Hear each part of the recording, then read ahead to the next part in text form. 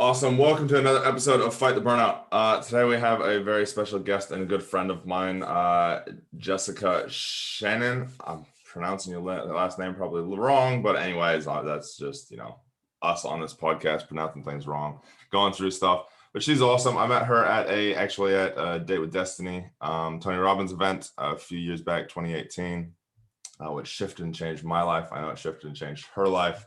But since then, we've kind of been, friends all along, chatting, helping each other out. She's really, really good with sales, which is awesome to watch. She has a massive heart. But Jess, as usual, I'm going to let you take it over. Tell us a little bit about yourself. Thank you, Chris. Thank you. It's so good to be here with you. I love doing these collaborations with people who are not just people interviewing you, but people who are friends. So it's really fun to be here. And it's, for the record, it's Shaanan. My last name is Shaanan. Everyone gets it wrong unless you've known me for like 10 years, then you finally get it right. So you get a pass. So I work at an IT company, and we do like business transformations, business technology transformations, consultations. We help just companies of all shapes and sizes, from tens of thousands of employees to 50 employees, make the technology transformations that they need to stay ahead of the curve and competitive and have just a great end user experience for employees and for clients. And I am in the business development part of that. So I am in sales. And we did meet at Tony Robbins. I'm a big fan of personal growth, as you know, and I'm always reading books, either they're business books or personal growth books. I can't, every once in a while I read a novel, but it's pretty rare. It's like once every few years. So that's a bit about me. What are you reading right now? What am I reading right now? I haven't started it, but I've just picked up Emotional Survival for Law Enforcement, because I've been told it's a must read. Just like you, don't read a whole lot of actual books. I just got back from that motorcycle trip that we were talking about the other day. 19 days, recharging, talking about fighting burnout, just recharging after a busy couple years. And I listened to 4 audiobooks on that motorcycle trip. So, so that's a pretty good one. I find just listening to them in those downtimes, if I'm on my bike, it's a lot easier. So Jess, I know, so you're doing IT stuff now, but you've done a lot of different things. I know you worked for Kartra for a while, which is a website thing. Always similar kind of roles, is it? Actually, it's been a lot of different ones. So I've had a lot of career shifts, taken a lot of pivots. I graduated college. So in college, I had some marketing internships, thinking I was going to go into marketing. And then, very long story short, I ended up working for my father, who had an industrial design and product development company. So he had sold his industrial design firm just about a year before I graduated school, and asked me to come work for him after. We worked incredibly well together. I really enjoyed that.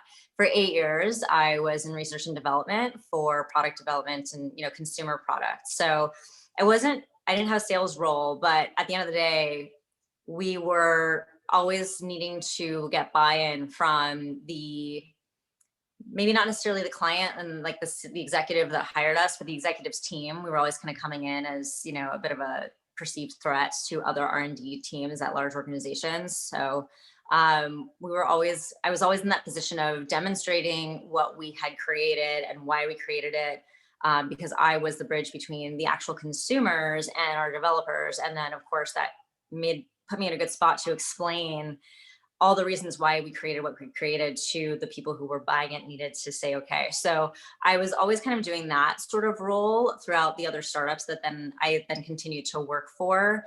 Another startup actually hired me to originally do marketing, and then they saw my kind of sales tendencies, and they switched the guy they hired for sales with me, and he ended up doing marketing. I ended up doing sales, which I loved. And I was actually so excited about. I was surprised how excited I was about sales. So I just kind of ran with that feeling. And then from then on, just went into all these different sales roles. For Kartra, I was head of their partnerships, right? So just strategic partnerships creation. And now I am doing sales for IT, and it's interesting because it's definitely a field I never thought I would be in IT and technology.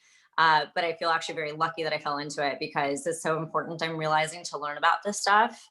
It's a massive time and money saver to actually really know. So I get that, that information, as well as I get to sell. So That's awesome. That's awesome.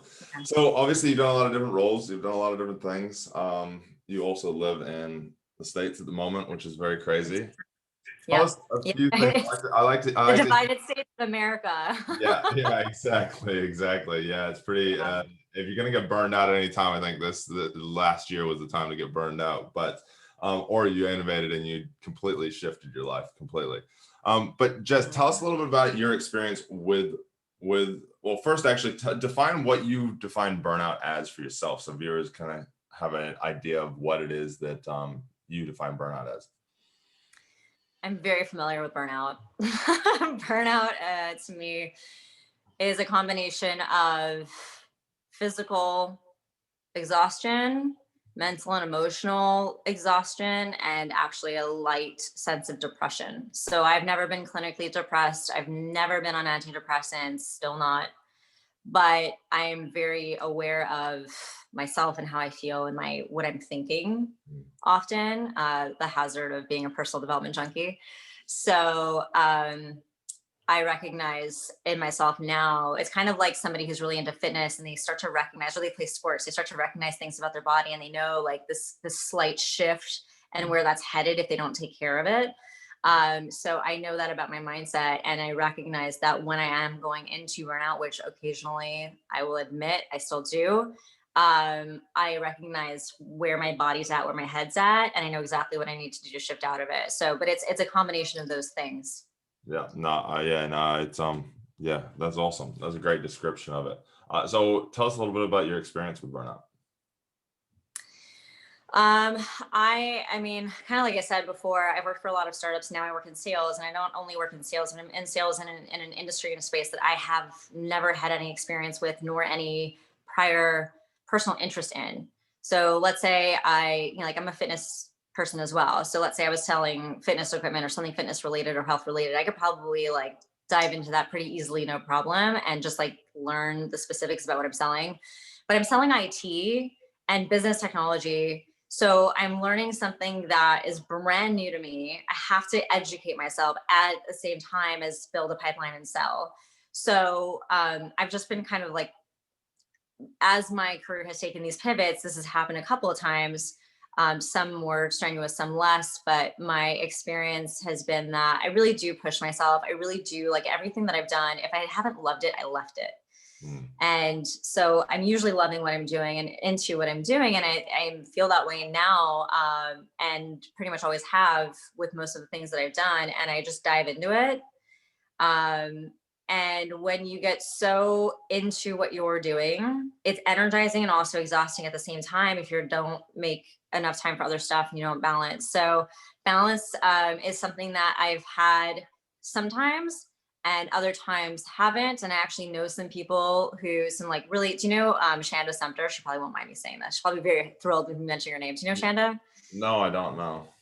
So if you're in the coaching world, a lot of people know Shanda Sumter. She's an incredible and very popular coach here in San Diego, generally in California, pretty much in the U.S. Actually, she's built a multi-million dollar business.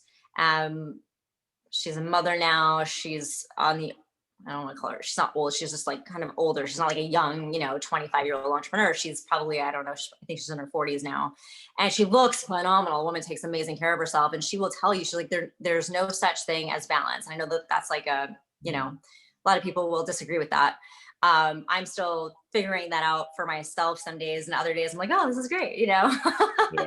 But she basically, her way of being is, in business is, I'm going to work as hard as I need to for 3 weeks. And then for one whole week at the end of every single month, I'm going to take that week off. I'm going to be with my family. I'm going to regain my center, my balance. And then I'm going to go back and I'm going to do it again. And she's been successful with that.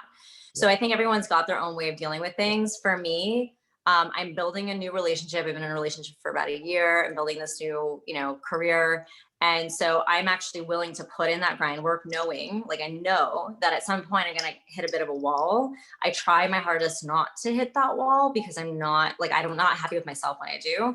Yeah. But if I see myself starting to go there, I have done so much work at that point. Like, I have the ability to pull back, and I feel good about myself for pulling back.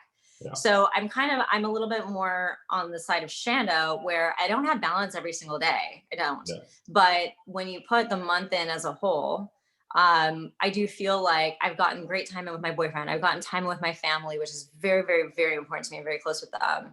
I have time to talk to friends. You and I connected, I think for like 45 minutes the other day, and I'm in the US and you're in New Zealand. So I make time for the things and people that are really important to me. I have to continue cutting out the fat that's not important to me. And like I said, I'm not, my life isn't 100% balanced, but I feel that over time, if you look at it over the long term, it feels pretty good.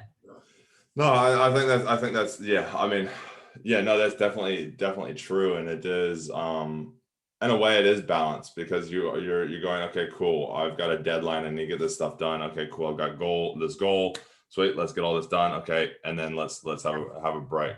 I talk about it a lot. I talk about with people. I go, you need to have daily, weekly, monthly, and yearly self time. Yeah. Because if you have all of those, then balanced, whatever, whether it's balanced or not, you're actually filling yourself up continuously, but you're having bigger spouts as time goes on. So take, for example, my 19-day motorcycle trip that I just did. I'm sure you have one. I know you just went on a ski trip. You broke you hurt your leg, but you still went on that trip. But that's a big thing to like recharge yourself. So I like that. So what is it that you do to recharge yourself on those big, when you start feeling that, when you start to feel that that drain as such? What is it that you do to recharge yourself? My number one is sleep. Like I usually hit that wall because I'm not sleeping enough. And I'm not sleeping enough because I either have deadlines where I put those deadlines on myself. So my number one is sleep. That's what I start to prioritize first. And then second would be time with people that are just purely for pleasure that energize me. So again, that's my boyfriend, my family, and my friends. So I give that a little bit more time. Like during the week, my friends are always shocked if they actually call me and reach me and then I actually pick up the phone. Very often I just don't. And I know that even, people I know, my boyfriend and probably even maybe my dad would tell me, that's not balance. Balance is not hitting a wall and then pulling back. But for me, the way I function, the way I work, like I like to compress a lot in as much as I can in the time I have possible. And when I get into it, I just get into it. So I don't even remember your question anymore. Oh, what do I do to recharge? So the like, I'm really good at talking. It's all good. We both are. So I spend time with the things and people that I really enjoy, and usually it starts with my relationships. But sleep becomes first. Sleep and definitely, obviously, eating well. I'm usually exercising when I don't have a busted ACL. I usually definitely find time for at least 30 minutes, 4 to 5 days a week. And those other 2 days, that are the weekends, I'm walking around doing whatever anyway. So if I'm not playing a sport, I'm moving around and I'm outside and I'm happy. So that to me is energizing. But the people in my life, like, I think everybody has a thing, like introverts mostly, I feel like they have other things that energize them. Everybody has something different. Some people prefer sports over spending time with people and talking. Like I like to talk. So for me, it's people. Awesome, cool. And do you find that each week you actually are in a way talking to people every single week and recharging yourself each week in some way? Yeah, I have to for sure. Awesome. I mean, it usually shows up on the weekend, right? Friday, Saturday, Sunday, sometimes in the evening. At least 1 or 2 times a week, I'll usually have a phone call with a friend, like a catch up. During COVID, when it's not COVID, I usually make plans, go out for dinner or something. But definitely a few times a week, I'm seeing people. Yeah. No, I think you're probably more balanced, quote unquote, than you feel you are. I really appreciate that. Actually, that's really good feedback because we can't see ourselves all the time. So. Yeah, I know the other day when we were chatting, when we just had that random catch up. I know we were talking about stuff, and you got to prioritize what you're doing. And like you said, even today is, make sure that, you get prioritized with it, you do it, you dive straight into it. I feel most people don't actually prioritize what each thing that they're doing. And I was thinking about this, was it yesterday or the day before? It was after we were talking. I thought about it a lot. I'm like, you have to actually be assertive with what you do. So like, say for example, like, we were talking about your why the other day. You have to actually be like, okay, cool. Well, what is the purpose for what I'm actually doing? Like us talking here today is to help other people with burnout, preventing, overcoming burnout. You take, for example, going out to dinner with friends. Well, you're going just to kind of relax and veg and not really say anything, or you're going to connect with them and recharge yourself. And I think that's probably for me at least, it's one of the more important things, because otherwise you're just kind of floating through life and you're floating through things and everything doesn't feel like it actually is recharging you. What are your thoughts on that?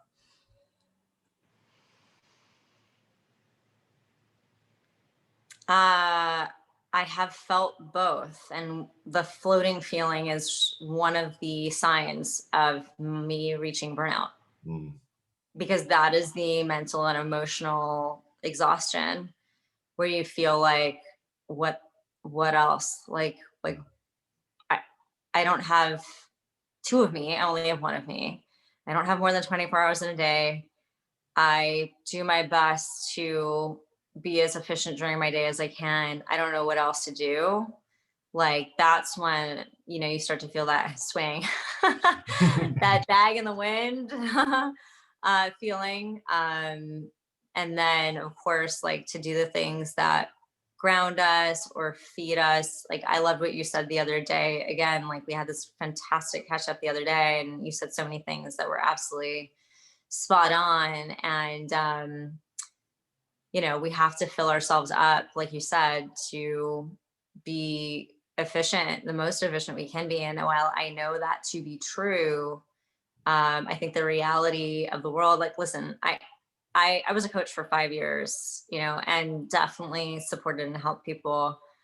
um I think that some people will tell you you can have everything balanced all the time and things work like that. you know, Go hire them, because I don't know what that looks like. I I think can't give you that. you're definitely onto something there. There is no such thing as balance, and it's like that saying. I was reading a book. I can't remember what it was, but or listening to somebody a podcast, and they're like, you can't have. Oh no, my wife was saying about, like, women get told you can have everything, and it's like, no, you actually. And it's the same thing with guys. You can't have everything. Well, I In actually think life you that can't have everything, because if you want to have a successful career, you need to actually, some things are going to have to take a back burner for a little bit. If you want to have, if you want certain things, there's always a way up on things. And when it comes to burnout, it's the same thing, but it's also, you have to think about what is your limits. And obviously those limits shift and change. And I know, like, for myself and even watching you over the last couple of years, they've completely changed. And like, to get to burnout for me now it takes so much longer, but I Mhm. still push myself to that edge, and I still Mhm. get to that thing. I start to feel, and I go, oh, there's that demon again. Yeah. So Yeah. yeah, yeah, you were gonna say something. I'm really glad you said that it takes longer, because if your health, if you're approaching your work and your daily life and your version of balance in a healthy way, hopefully that is the result. Hopefully it takes a little bit longer, and a little bit longer and a little bit longer to actually reach that point, because you're working with your body and your time and all these moving parts to extend that period. So I love that you said that. I think that's a really important piece. The other thing I was going to say about when people are told you can have it all, I think that there's, this is our situation as humans. We all have our framework, right? The framework that we see the world through. And we have to remember that the people speaking, just like myself right now and you, we are coming from our own framework. And so when people say, and I just say this because you know me, like, I'm friends with a ton of coaches and people who say that. And these are people who I actually really believe in. And I know, even though their audience might not be privy to the fact that when they're saying you can have it all, they're not saying you don't have to give something up, and they're not saying that you can do everything. They're saying the exact opposite. But having it all comes from, what is the mindset, like your work, Chris, what you do, and helping people figure out their why, and helping people, I would say, your work in helping people focus their time and energy and life on what's important to them is crucial, because that's what having it all really means. It's deciding what to cut out, deciding where you're going to put that focus in your time, and then working for that and towards that, as a whole picture. And I think when most people who haven't done that work of knowing that they have to do that, that giving things up and cutting out the fat, as I like to say, is part of that process of having it all. They absorb that information. They think like, oh, I can have everything. All these people have everything. How do I have everything? And that's just the reality of it. But you're absolutely right. You have to figure out what your everything is. Exactly. What's your hill? Yeah. What is your everything? What is it that you want that is everything? Because it shifts and it changes. We go through life and things change and they shift, and they one day you're going to want millions and millions of dollars, and the next day you could just be like, no, I just want to literally sit on the beach and go surfing every day and not have to care about like a whole lot of stuff. So how do I make that happen? I interviewed a lady who's a coach. She's a fitness coach, and she used to live in the States. I can't remember exactly where she lived in the States, but she decided, no, I don't want to live here anymore. Moved to Costa Rica. Still runs her business, doesn't have to earn as much money because obviously cost of living in Costa Rica is a lot. And she goes surfing every single day. She does and she's like, because that's what I want. And so it's figuring out what you want. So Jess, we'll get into it. We'll get into the why. We talked about this the other day, and I helped you really hone into it a bit. And we're still working on it a bit, but what is it right now that you feel, since we talked the other day, or even before that you feel is your why? Like, viewers know that my why is I want to create less pain in others' lives, and also my own. And it gets me through the easy times, pretty easy. But it also pushes me through those hard times when you do start to feel like you're getting burned out. It actually forces me to go, okay, to help somebody else, I need to actually do this on myself. I need to actually apply my own why to me. What is it you believe your why is, Jess? Well, at the end of our conversation, I came to that I want people to feel important. And the more I work with it, actually the term, that's definitely in the right area. Like, it felt like, oh my God, like, I can't even believe this is it. Like, it felt like I nailed it. And over the last few days, I just shared with you, before we got on this interview, that, I was asking myself, like, is it that word? Like, is that word right? Because it didn't quite feel right after that. So what feels really, really, really right is I want people to feel like they matter. And of course, like, for me, that was, I mean, part of the reason why you become a personal growth, like someone who's really into personal growth, is because you feel like there's something about your capacity or your potential that you're not using, right? Like, I can do more. Like, what else can I do? And at the bottom, at the base of, I think a lot of it is that feeling of I'm not enough, or I'm like, what can I do to make myself feel important? And so I want to feel important. I want to feel like I matter. I want other people to know that they matter. And it's this weird place to be when, before you've kind of come through the other side of that, like in the knowing and in the being that you do matter, right?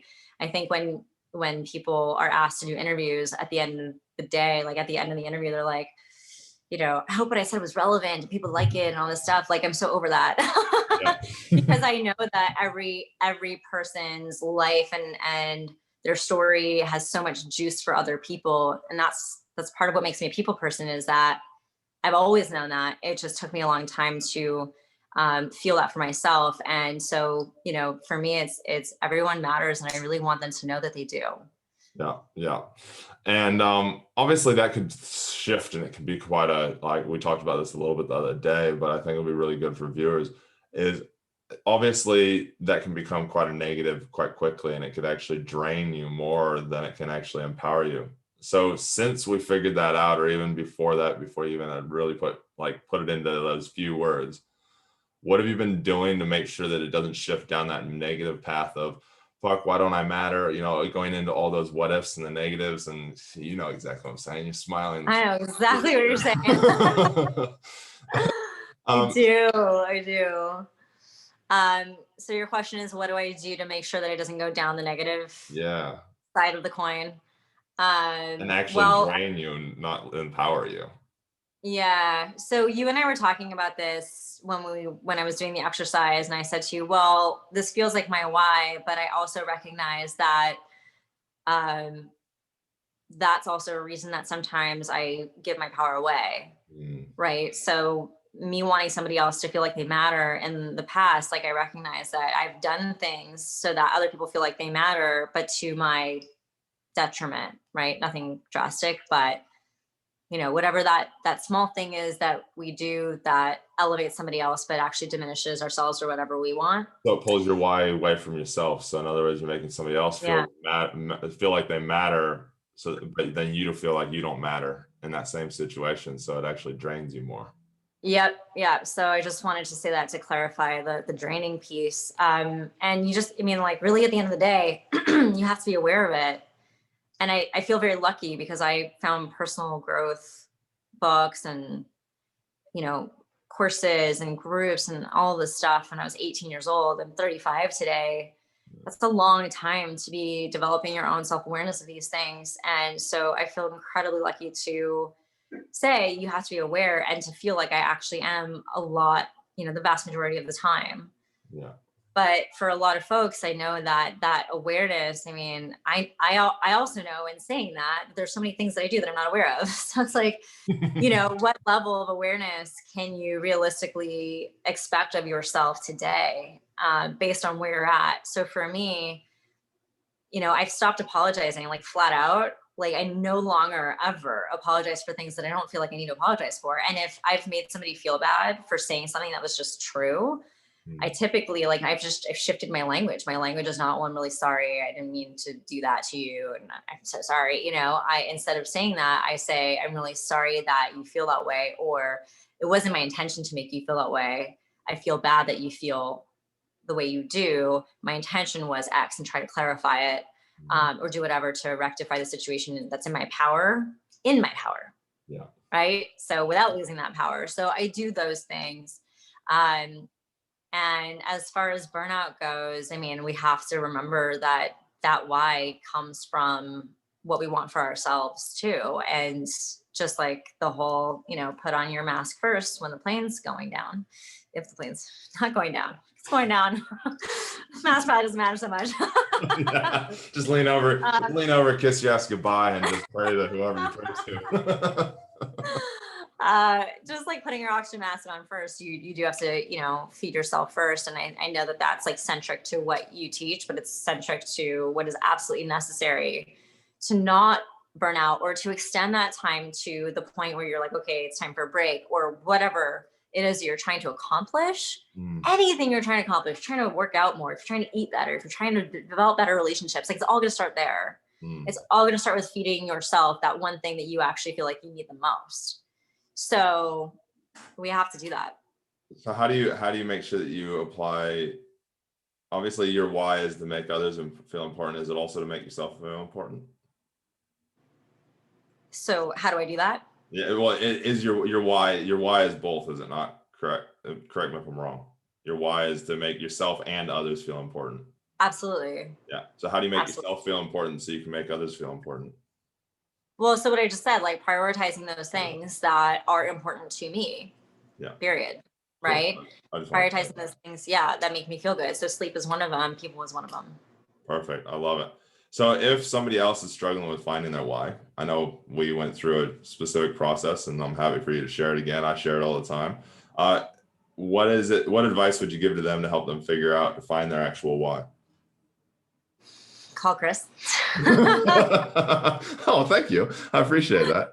Not even kidding. Yeah. When you and I were talking about what your process is, I I believe I said to you, I'm not even sure I can do that for myself, Mm, right? I'm not sure that I can like just sit down and answer these questions that you just gave me and get to that point on my own. I did with your assistance, obviously. But I took like some very focused time and was able to get to that again. There's just years of self-awareness there. But um Gosh, advice to people to find their why. I mean, really, Chris, do you put your series of questions up anywhere? Or is that like No, public? I've said it multiple times in here, and for anybody listening right now, literally what it is ask yourself why you want to be successful, why it's important for you to be successful, or whatever it is that you're wanting to go into, or whatever question comes up for you for the end of it.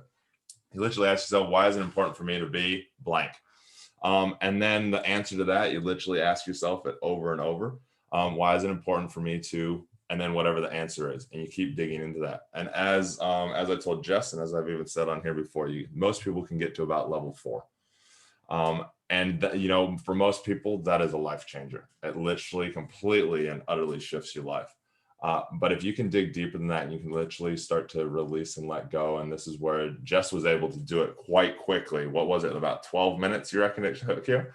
But she also has, almost 20 years of self-development and working on herself and reflecting. And so it becomes a lot easier for somebody like that. That's where having guidance from somebody like myself or even Jess or whoever can actually really help. But you kind of have to let go. You have to recognize where it's kind of come from, look at your past, dig into it, but really don't stop answering with the same question, the same answer. A lot of times people change the wording to the same, but really the meaning of that answer is the same thing. So you got to really recognize that, really identify it. That's where having a coach actually does help, because also then, as I did with you, Jess, it was like, no, that's pretty much the same thing. Are you sure that's it? Are you sure? And just kind of dug into it. Yeah. But once you recognize it, tell us what it feels like. What's it feel like, Jess, once you actually found it? A bit of an OF moment. For me, I realized that my why was the deepest thing that I had felt like I lacked for so long. And obviously I'm still, I think when you feel like you're lacking in one area or in one thing for so long, let's just say, what is my worth? I think the vast majority of people everywhere in every part of the world struggle with what is their value to others. There are some people who I've seen, they look like they feel very valuable to other people on the outside, but then on the inside, they're just like, you put them in a situation they're uncomfortable with and they feel worthless. So I think everyone can relate to that part of wanting to feel worthy of whatever it is, the thing that they want the most. For me, I want to make a really big impact in the world. I have, in my opinion, big shoes to fill. And those big shoes, some of them came from wealth, or I apologize, built their wealth. Some of them literally helped create an independent country. So I'm talking about big shoes from all different aspects. And I think when you have those types of role models from the very beginning of your life, for me, it created these very big shoes to fill. And that created a feeling of just how am I ever going to do this? How am I going to be important to the world and make a big impact in the world? And I literally had that since I was 5 years old. So the F moment is when you realize this still lives inside of me. This feeling is still there. And it's still something I'm trying to prove to myself and other people every day. So how do I turn that thing that can actually be incredibly detrimental and send you into this hamster wheel or spin cycle on an everyday basis that then causes total burnout? Yep. How do I turn that into something that doesn't cause burnout? It's actually very energizing. So it was at the same time as it being this kind of stressful moment, immediately it also shifted into this exciting moment, because I was just like, oh my God, if I apply this to everything, my come from is always going to be from my heart, from my true self, not from my head of how do I sell this to that person, or how do I get this person interested in what I'm saying, or how do I appeal to this demographic? If the come from is, how do I make everybody watching my videos feel really important? How do I make this about them? Anybody who's in sales knows that from day one, that every conversation you have is supposed to be about them and not about you. So it's just this reminder of this universal truth that no matter what your why is, it's always going to come back to a universal truth. that's going to support, what you're wanting to do in the world and what you're wanting to do in your life. So at first I was like, oh, sorry. And then I was just like, oh, actually, this is really, really cool. All I need to do is take this thing that I'm now recognizing and apply it in a positive way to everything I'm doing. And it's actually going to be really exciting. So that's what it was like to me. Yeah. Yeah. Cool. How's it been since you found it? When was that? That was 4 days ago. I was going to say 4 or 5 days ago. Yeah. Yeah. How's it been since you found it? How's your productivity and your burnout prevention? Yeah, it's been pretty awesome. So I've actually spent this weekend working. Not the whole weekend. I spent a ton of time with my family, my boyfriend yesterday, and then I spent the whole second half of the day, I think for like 4 or 5 hours, working. And I loved the fact that I had this nugget now to work from as a reminder, right? Because at the end of the day, I'm not telling anybody anything they don't already know. Mostly, you're getting some new nuggets, I'm sure, but at the end of the day, they're like, I'm saying a lot of things you already know, right? We already have these universal truths. It's just we need reminders. Like our brains just get off track and we need reminders. So it was amazing, wonderful to be reminded of this truth inside of me. And I don't feel burnt out at all from working. As a matter of fact, yesterday I was actually very excited to do it. And to be honest, especially when I feel like I want to get work done on the weekends, it's so hard for me sometimes to actually sit down and do it. It's really tough for me to just like make that time or commit to that time and do it. And I have to say, like, stuff very often, maybe 50% of the time, I actually don't. And I just like, I'm like, okay, I'll take care of it Monday. But yesterday I did it with no fuss, no muss. And I was able to get a lot done and it just feels good. Like and I'm going to be doing that later today as well. So it feels good. Awesome. I love it. So Jess, as we start to kind of wrap up, what would be your top tip to self-happiness? My top tip, my one tip? Yeah, your top tip for self-happiness. Wow, that's a big question. Oh. I want to say that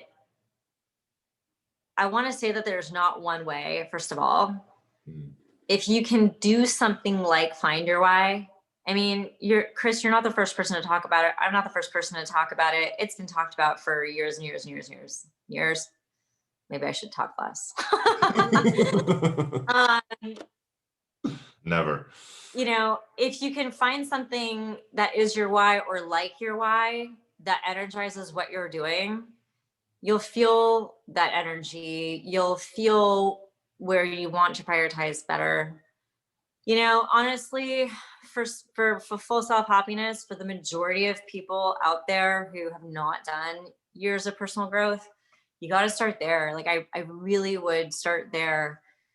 Either connect with Chris if he's your guide, if you resonate with him, or find somebody who you do resonate with. There are tons of people out there, thankfully, at this point. We're not in 1900 anymore. Not 1980s when life coaching first was kind of really starting. Yeah, I know. Lucky us. I was born in 85. And I would really start there because I think personal awareness, when you're not happy with something, which again, I'll be very transparent, like lately there's an area of my life and my mindset that I wasn't happy with. And I'm not used to that. I'm especially not used to feeling so much, like so unhappy in it, that I actually go seek out support. Like I usually have kind of steady support around me, but in this case, I actually went and seeked out support because I was like, I don't want to live in this head anymore of what I'm thinking in this part of my life. So get support. I mean, I could talk about personal growth, but like find somebody you resonate with, find a mentor, whether it's a mentor, coach, whoever, whatever role model, and start talking to them very transparently about everything you're feeling, about everything you're going through, and let them support you because you don't need to do it alone. Probably can't do it alone. You've been doing it alone for how many years? So I just know that getting outside support can really speed up that process. And so that's what I did.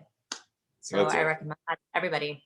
No, so Jess, that leads us into if somebody resonates with you and they want to just touch base with you and connect with you and just like pick your brain maybe on more stuff or just kind of, maybe use you as a mentor or whatever it kind of ends up being, how do they get in touch with you? I would hop onto LinkedIn and message me there. I mean, you can find me on LinkedIn. You can find me on Facebook. My last name is pretty rare. It's Shaanan. And you find me in any of those areas, and just connect with me. Tell me that you heard me on Chris's show and you want to chat. Let me know what you want to chat about, and I'd be more than happy to connect. Awesome, cool, and we'll put those links down in the description of this interview as well.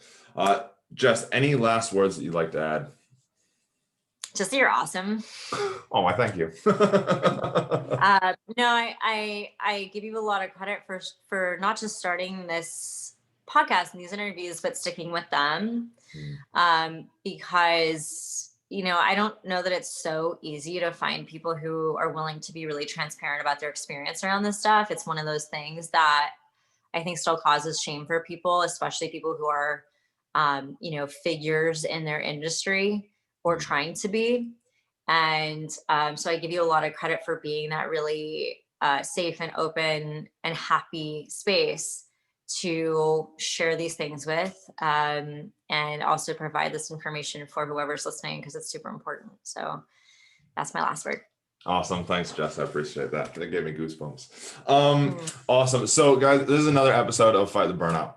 Now, as we always say, train hard, test easy, because at the end of the day, we are all going to be tested. You heard it a lot today around, Jess's experience with burnout, and also finding her why, but we're constantly being tested in life.